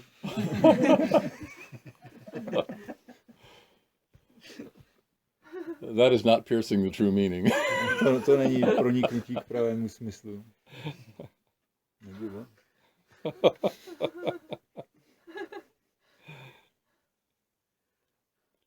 It's just a practice point, right? Cut off all thinking. Good luck with that. Je to prostě jenom nějaká praxe, že jo, odetnout myšlenky. Ne? And Tak piercing hodně the true štěstí s meaning tím. is also a place of practice for us. No jenom proniknout v pravém smyslu řeči, to je taky jenom nějaká věc praxe. Daquan, one time we were talking, I was in Singapore with him in October, and we were talking about some of the sutras, and he said the sutras are just kongans. V říjnu jsme byli se zajímavým mistrem Daquangem v Singapuru a jsme se bavili o sutrách a on řekl, že sutry jsou vlastně jenom takové kongany. Don't read them trying to understand anything. Nečtěte je proto, abyste jim porozuměli. He already said yesterday, if you read the Diamond Sutra, you'll get a headache. Jak řekl už včera, když budete číst diamantovou sutru, tak vás jenom bude bolet hlava. He told me that also in November, so I read it. It only takes about 30 minutes to read it, so I read it while I was in Singapore. Když jsem byl v Singapuru, tak jsem si přečetl, to trvá asi 30 minut. It was the first time I had ever read this sutra. It's very short. To bylo poprvé, co jsem vůbec četl tuhle sutru, je docela krátká. I didn't get a headache, but I got confused. Sice mě nezačala bolet hlava, ale trochu mě to zmátlo. And that's the function of Kongan, is to give us some don't know. A to je funkce Konganu, dát nám nějaké neví. So you can read sutras. Sometimes people think Zen training means don't read sutras. Někdy si lidi myslí, že zenová praxe znamená vůbec nečíst sutry. No problem reading sutras. Read all the sutras you want. S tím není žádná potíž se čtením sutr, čtěte, co chcete. But pierce their true meaning, which is don't know. Ale pronikněte k pravému významu, Which is což je nevím. don't attach to anything that appears in mind. Což znamená, nepoutejte se k ničemu, co vyvstává v mysli. The temple rules end with a really beautiful poem. A Chrámová pravidla končí opravdu krásnou básní. In the great work of life and death, time will not wait for you. Při velké práci života a smrti na tebe čas nepočká. This connects directly to the last lines of the Diamond Sutra. It's like a flash of lightning in a cloud. Souvisí s tou poslední větou diamantové sutry, že život je jenom jako blesk v mracích. Hurry up, hurry. Pospěš se rychle. And then what I think are the 4 most important lines actually in the temple rules. A co si myslím, že jsou úplně ty nejdůležitější 4 řádky v chrámových pravidlech. Blue sky and green sea are the Buddha's original face. Modré nebe a zelené moře jsou původní tváří Buddhy. The sound of the waterfall and the bird songs are the great sutras. Zvuk vodopádu a ptačí zpěv jsou velkými sutrami. Right there. That's it. To je všechno. This blue floor or red or white, depending on where you're sitting. Tahle modrá nebo bílá nebo červená podlaha, podle toho, kde sedíte. That is the Buddha's original face. To je Buddhova původní tvář. It's always present, right in front of us. Vždycky je to tady přítomno, přímo před vašima očima. And this is such a beautiful expression of what's right in front of us in each moment of our lives. A to je tak nádherný výraz, že to přímo před vašima očima v každém okamžiku z vašeho života. Where are you going? Kam jdete? Watch your step. Dávejte pozor. Watching your step means practice. Dávat pozor, to je praxe. Practice. Formal practice, of course, but also in the world. Máme formální praxi, ale to je praxe venku ve světě. Any questions Nějaké dotazy or comments? nebo komentáře? Tam vzadu. Proč ta kočka zemřela? That's actually a question in the Kongan. So come to interview, and we can explore that together. To je otázka v tom Konganu, tak přijď na rozhovor a tam to můžeme se na to podívat.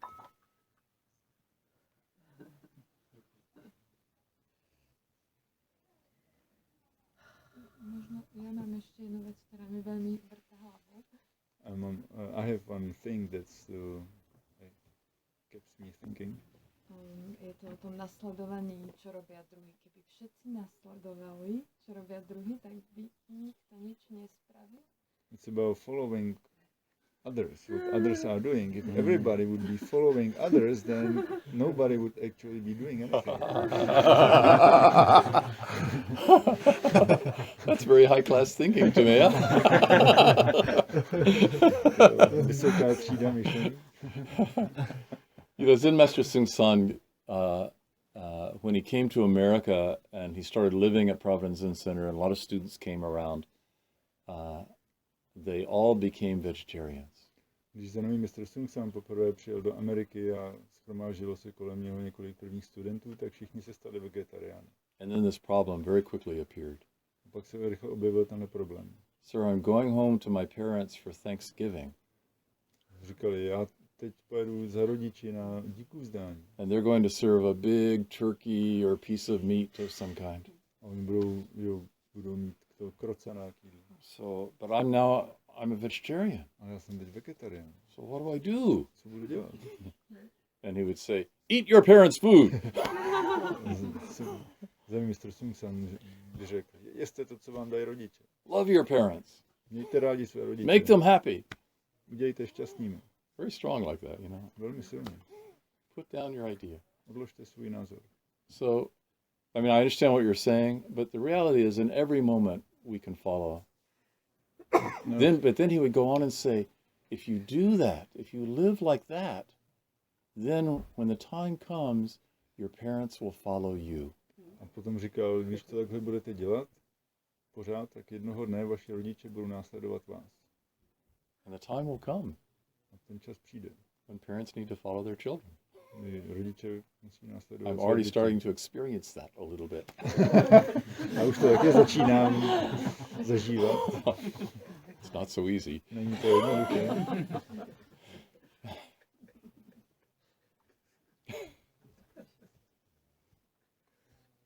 Já mám taky dotaz.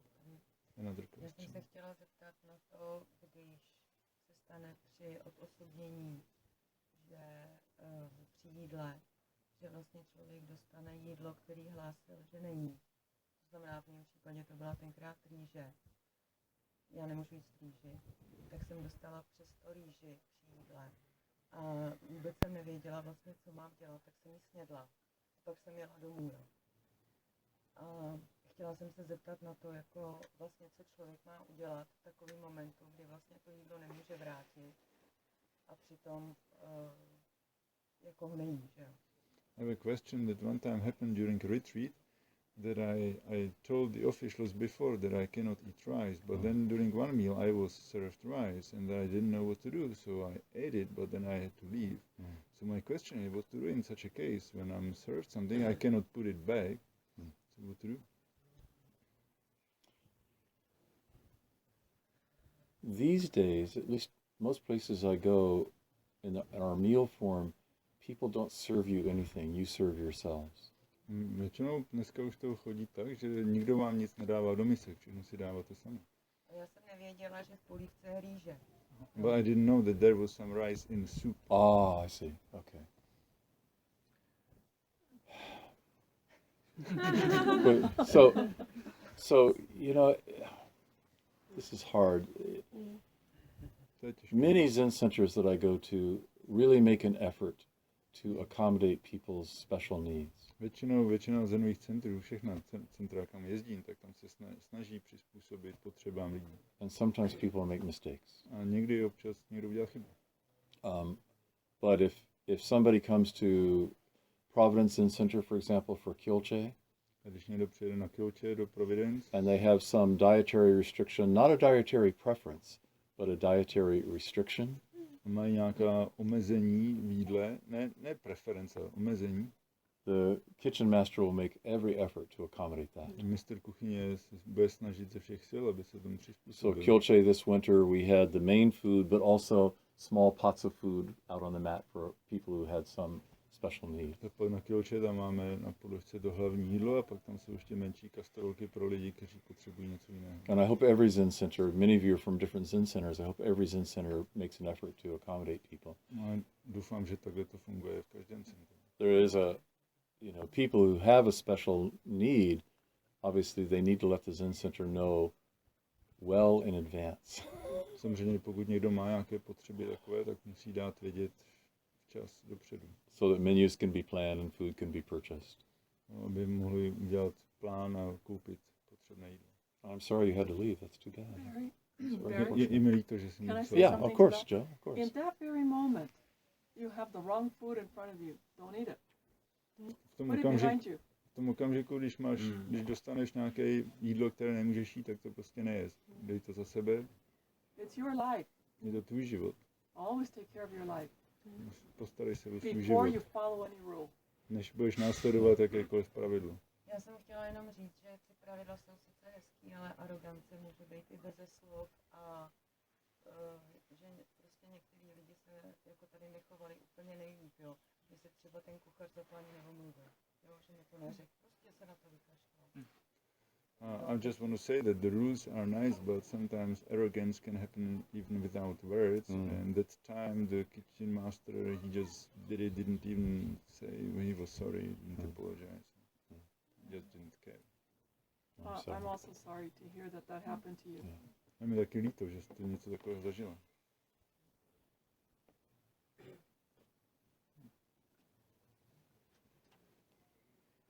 If something like that were to happen and you had to leave the retreat, or any of us, it could happen to any of us actually, it's important to communicate with the head Dharma teacher and the guiding teacher for the retreat about that situation. Když se něco takového stane, tak je důležité komunikovat s tím hlavním učitelem dharmy nebo s učitelem, co to vede.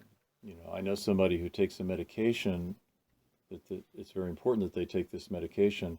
There are certain foods that they cannot eat with this medication.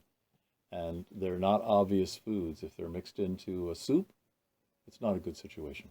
Třeba znám někoho, kdo bere nějaké léky, které se nemohou míchat s určitými potravinami a někdy si to vůbec nevšimnete, že to je zamíchané v polívce. So it's very important that all of us responsible for supporting one another in retreat really care for one another. Tak je opravdu důležité, aby jsme se všichni podporovali při ústraní a dávali si na to pozor. And love one another. Aby jsme si měli navzájem rádi. Because that is the pathway to freedom. Že to je cesta ke svobodě. Not my idea. Ne moje názory. It's very, you know, I asked at the beginning, I asked about freedom, you know, and we asked these questions about freedom. And most people in my experience think that freedom means following my idea. Na začátku jsme mluvili o té svobodě a většina lidí si myslí, že svoboda znamená následovat svůj názor. And it's actually the opposite. A ve skutečnosti je to přesně naopak. It's so interesting. Je to tak zajímavé. To me. Jirka. Sometimes, for example, for people like me, it's difficult. I see like there's a fine line, or it's difficult to distinguish what is my idea and what is my need. You know? And often I followed some kind of situation and did not attend to my needs in the long run. Yeah. And it's sometimes it's very difficult to see for me. Like I don't know, like I don't like beer, but I see that this is my dislike mine. So I sometimes go with people, you know, with everybody for a beer or two, and it's okay. It's okay. But that's quite easy, you know. But sometimes it's more tricky or more difficult to see, like, how to work with that, you know. It's very difficult for me to distinguish what is my idea, what is my like and dislike mine, and what is my need. Because it's difficult for me to connect to my body sometimes, or see, or my emotional needs. You know, Někdy je těžké pro mě rozlišit, co jsou moje potřeby a to, co je jenom moje preference, co mám nebo nemám rád. Například já nemám rád pivo, ale vím, že to je jenom, že mi nechutná, tak když někdy s kamarády jdeme ven, tak si trochu dám a je to v pořádku, ale někdy to prostě nedokážu rozlišit.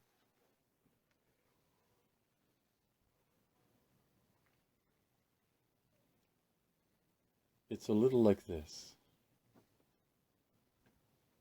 It's like, and this is true for all of us, I'm not speaking directly to you. We're in a completely black room.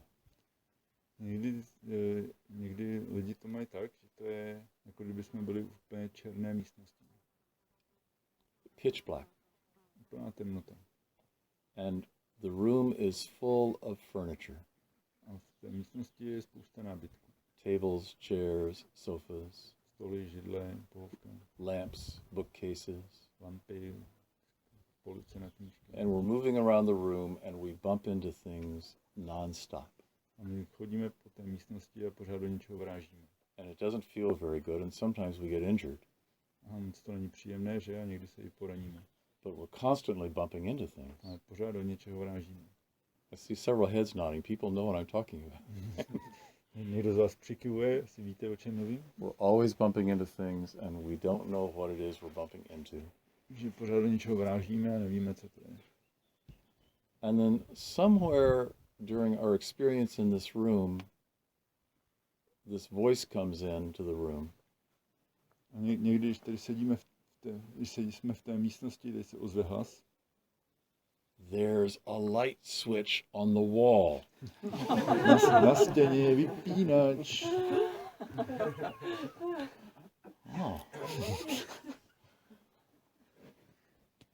That's the second ox herding picture right there.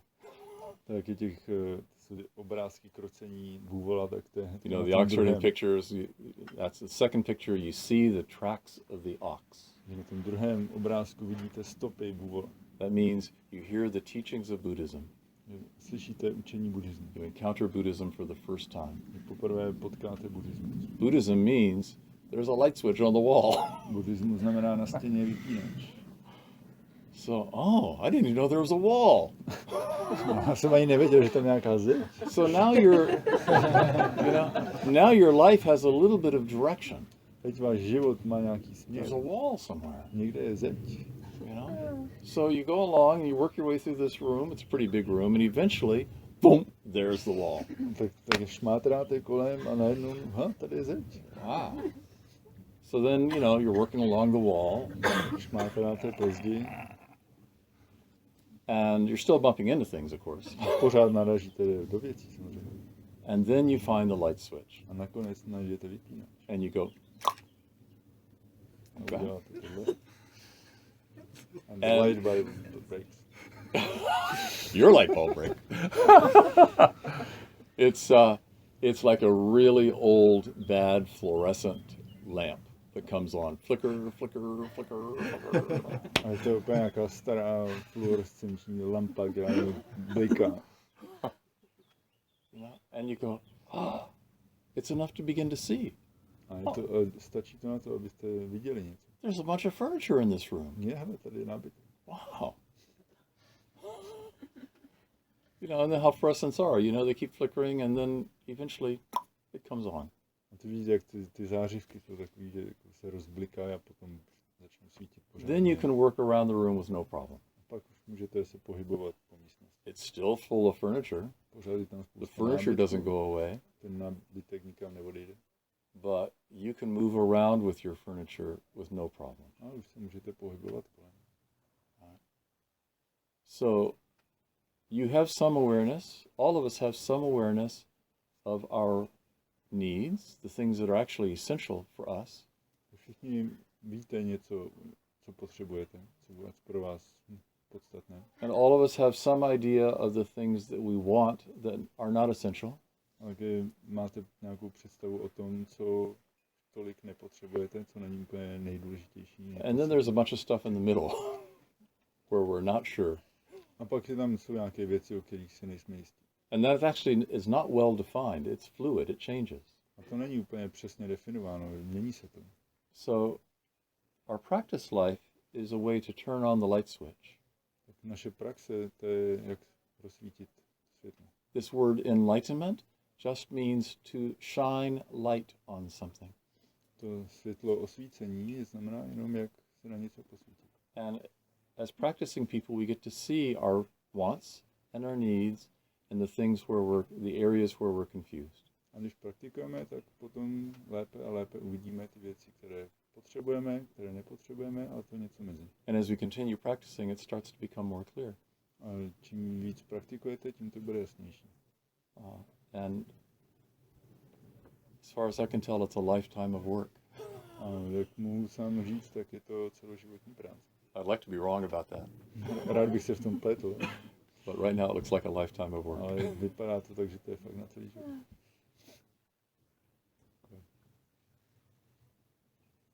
Another question? Yeah, it's kind of tricky. Like listening to you, like one of my wants is, let's say, that I want to apply these rules, which I find really beautiful, and that could be really beneficial if I really apply them in my life. And I also want other people to follow them and to apply them. So this is what I find tricky, that I find it so meaningful, then I would, let's say, tell my friends, hey, come with me, to this Shanga weekend or wherever, where they can listen to such beautiful talks, so that you hear that probably what you imagine about Zen is not that. So that's my want, and the people usually have their ideas, so they don't want to come because they think that it's very strict and they need to follow something and blah blah blah. So it's tricky actually not to impose on people these rules when you think that it would help them as well. So how do you come around about that? Yeah, like, you might translate first for people who don't understand English. Jo, že vlastně, co je takové někdy zavádějící pro mě, je vlastně, že ty pravidla jsou opravdu strašně jako krásné a dávají mi fakt smysl a chci, abych vlastně podle nich žila, že mi jako pomůžou v mém životě a taky vidím, že i ostatním lidem by pomohly. A proto tam vlastně vidím to moje chtění, že já chci, aby vlastně oni si je taky přečetli, nebo když jim řeknu třeba svým kamarádům, pojďte se mnou prostě na nějakou přednášku, na nějaké jako povídání o Zenu, že vám to třeba taky může pomoct. A ti lidi právě často mají jako úplně jiné představy o Zenu, jakože je to úplně mimo a no, takže vlastně jak to udělat, aby jako to moje chtění, abych to prostě na ně tak jako, abych to do nich jako netlačila, no, když vlastně sama, no.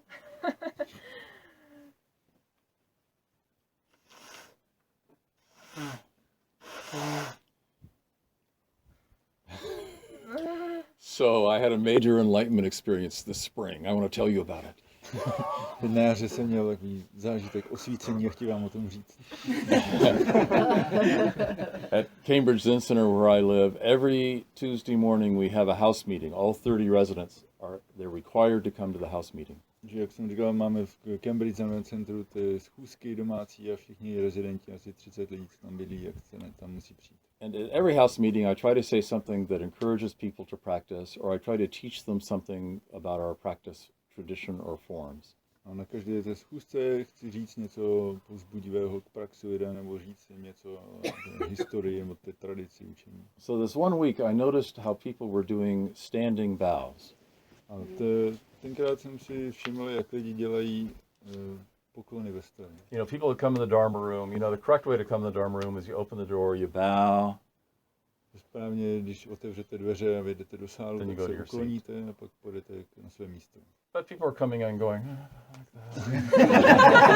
lidi to dělají tak. putting their hands up here, or one hand like that. You know. So this Tuesday morning at the house meeting, I said, I'd like to teach you all how to do a standing bow. A tenkrát v to úterý, v ten večer So everybody stood up, you know, I demonstrated, everybody did the correct standing bow.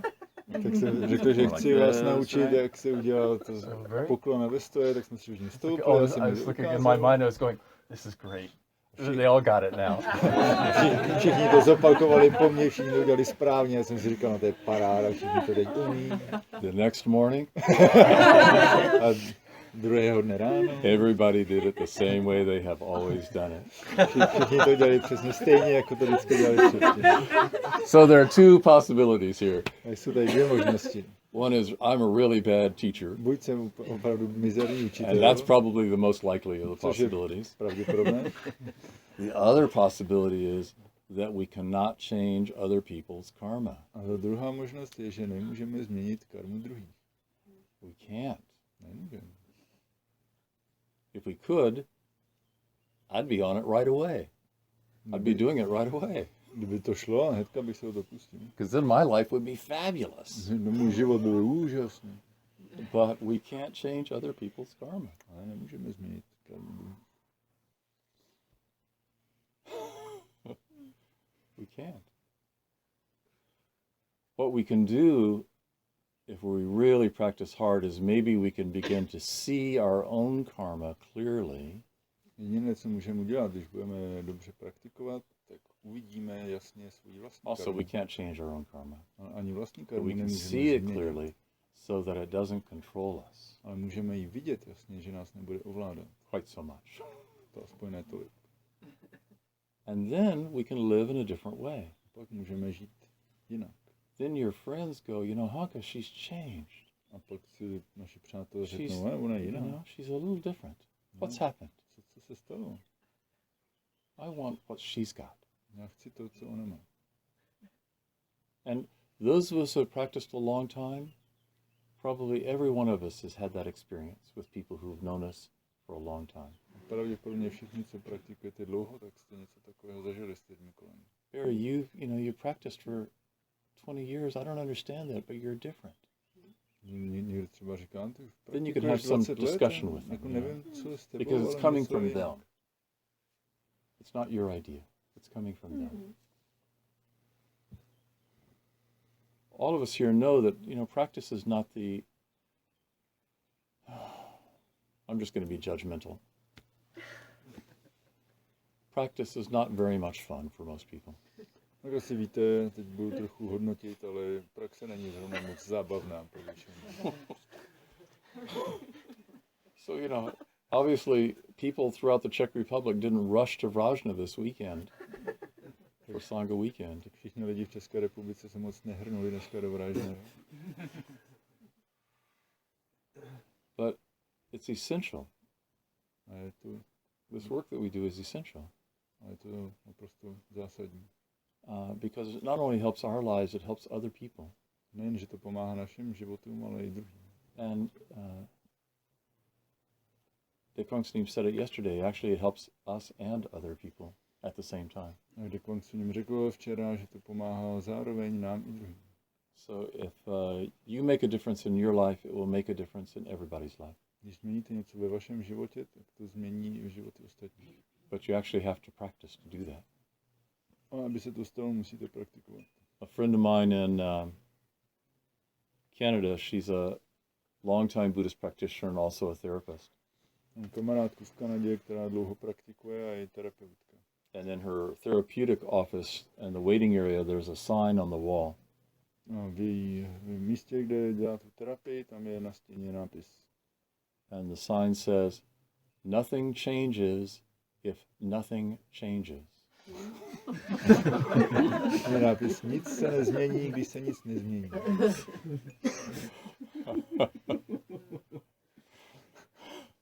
That's really high-class teaching, right?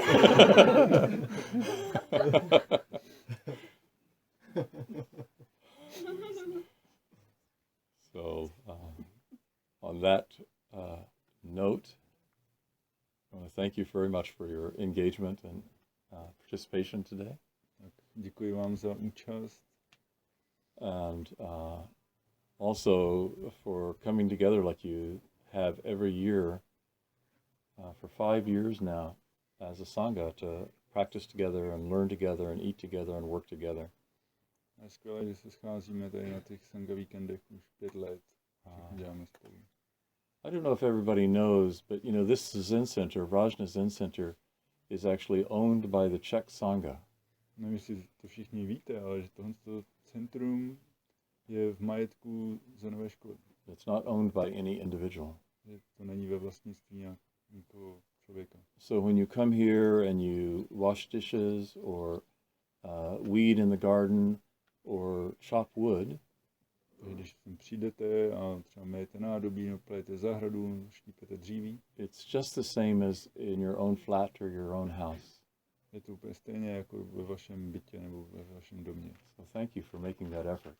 Tak děkuji za vaši námahu. And this whole world is our house. This is just the beginning.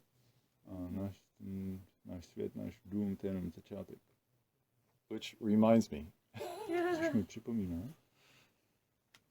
Next year, in a little over a year from now, we're having our whole world is a single flower conference in October of 2017. Příští rok v říjnu bude další konference Celý svět je jedna květina. This is a conference we have every 3 years. Tuto konferenci máme každé 3 roky. And it moves around. It's in different locations every 3 years. Pokaždé to je na jiném místě. And each conference has a theme. Každá konference má nějaké téma. So the focus of the conference next year in October is how we take care of our home. Téma na příští rok je, jak se můžeme starat o svůj dům. You know, our planet has some very serious problems right now. Že naše planeta má nějaké závažné problémy. That we have created. Které my jsme vytvořili.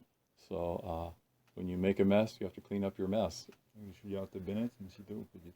And so this conference is focused around how we clean our home. Tak ta konference se bude týkat toho, jak můžeme vyčistit svůj dům. It'll be held at Providence Zen Center this year and or next year in the United States. Bude to v Zen centru v Providence ve státech. Which is where Zen Master Seung San lived for many, many years. Což je, kde Zenový mistr Seung San žil mnoho let. And there's a fabulous team of people working both on the conference and all the other activities, the teaching and together action activities. Lidí se o to stará, organizuje to učení a další aktivity. And among the things they're doing is they're making every effort to keep the cost as low as possible. It'll be unbelievably affordable. A snaží se taky udržet cenu co nejnižší, že to bude, aby to bylo co nejdostupnější. So I hope that many of you, I hope that all of you can join us for this conference in October 2017. Rád bych, kdybyste všichni se mohli zúčastnit. And the coordinator, the director of the conference, would like to say something. Ředitelka konference by k tomu ráda něco Please. Just, I want to say it's from the 8th until the 15th of October. October. Že bych řekl, že to bude od 8. do 12. nebo 15. And very soon the internet page will arrive, so push the button and read it. It's going to be pretty interesting, I think. Bude to úžasné. I would also say, you know, I like to tell lots of stories about my life. Most of you already know that. I first went on one of these in 1995, and bych si jenom chtěl říct něco ze svého života, příběh. Možná už to víte, že jsem poprvé na tu konferenci přijel asi v roce 95. We were riding on a train through southern China at that time. Tenkrát bylo v Číně, jeli jsme tam vlakem na jihu Číny. I didn't know most of the people on this trip. Neznal jsem skoro nikoho na té cestě. And I'm sitting in a train seat, and across the aisle there's an empty seat. A jsem seděl na sedadle a přes uličku bylo volné místo. And Zen Master Kwan comes into the car, and he walks down the aisle, and he sits down in the empty seat. Zenový mistr Kwan přichází tou uličkou a sednul si na to místo. And he says to me, "Is anybody sitting here?" A on řekl, sedí tu někdo? And I said, "You are." A já říkám, ty tam sedíš? And we immediately became friends. Tak jsme se I had never met him before that. You know? Bylo poprvé, co jsme se viděli. And so these are opportunities to meet people all around the world. From our Shanga family from all around the world. Můžete potkat lidi z celého světa. And for me, that's the most valuable thing about these conferences, is you get to meet these incredible people from all over the world. To nejcennější na těch konferencích, že můžete potkat skvělé lidi z celého světa. And form lifelong friendships. A vytvořit celoživotní přátelství. So I hope really, sincerely, that all of you can join us. Tak upřímně přeji, abyste všichni se mohli zúčastnit. Okay, now it's close to lunchtime. Thank you. Děkuji, brzy bude oběd. Thank you very much. Thank you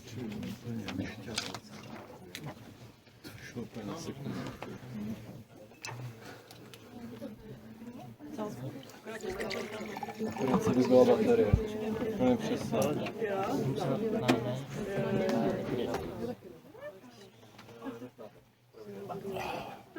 Podělíš se se mnou o svoji svobodu. Barry, that was wonderful. And thank you for announcing the whole world. Oh, yeah. You did that so Yeah, I good. realized as I was winding it up that This was the you know, chance. this is the last chance, right? Because if people are going to start. No, I did. Also, the rest of it was great. I Oh, learned thank you so very much much. today. It was, you just have it's a great style. Oh, thank you.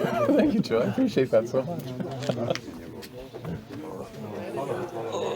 You're great too. You do great translations. Also, your by comments are like. Very good workshop. And everybody else. It's different every time, you know. Yeah. Let's see what shows up. So now finally, there's people complaining about the temple rules. Because, there is this workshop. You have it somewhere. Look it up. Answers all the questions. Yeah. Don't ask me anything. Watch that video. Actually, Martin, the housemaster, we were talking earlier this morning. He said, people in the Czech Republic and Slovakia and Poland, they really have a strong idea about freedom, really attached to freedom. So they have a problem with rules. So he told me that, I heard that. I don't see that. So I asked him, but you like freedom? Everybody raises their hand.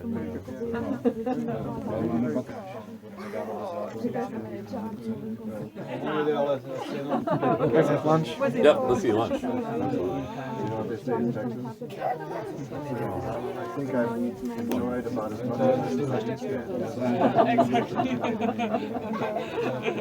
I don't think you could translate that.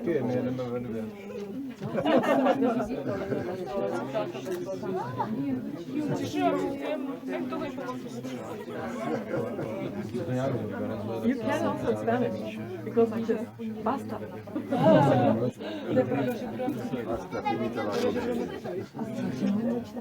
I'm going to Barcelona now. And you guys were there last year. So I'm really looking forward to it.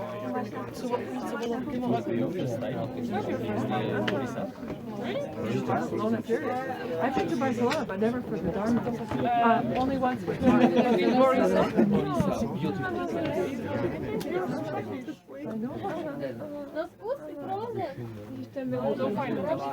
Yeah, finally, it's going to happen, so I can speak Spanish. They'll be nice. And Barbara told me it's big.